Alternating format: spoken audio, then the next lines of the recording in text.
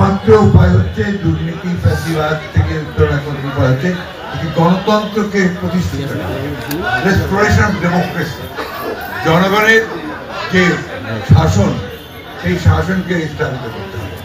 অর্থাৎ জনগণের যে পার্লামেন্ট, জনগণের যে নির্বাচিত যে পার্লামেন্ট, সেই পার্লামেন্ট দিয়ে দেশ পরিচালনা করতে হবে, সেই সরকার দিয়ে দেশ পরিচালনা করতে হবে।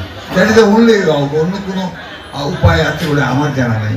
আমি বয়স হয়ে গেছে, আমি জানি যে একমাত্র একটা ইনস্টিটিউশন যদি তৈরি করা যায়, প্রতিষ্ঠানগুলো যদি নির্মাণ করা যায় গণতন্ত্রের, তাহলে সেটাই হবে সবচেয়ে বড় রক্ষা কবচ।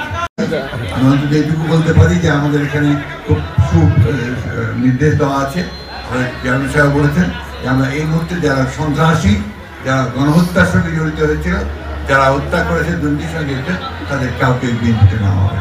আমরা আশা করেছিলাম যে সরকারের তরফ থেকে এই সুস্থ মানুষদেরকে শীতবস্ত্র বিতরণ করা হবে, এখন পর্যন্ত সেই ধরনের উদ্যোগ আমি দেখতে পাইনি।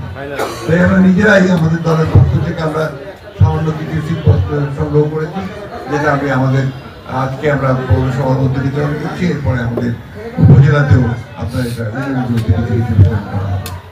আমি আশা করব যে সরকার এ ব্যাপারে এগিয়ে আসবেন এবং তারা আমাদের শীতে যে দুস্থ মানুষের আছে তাদের মধ্যে কম্বল বিতরণ করবে।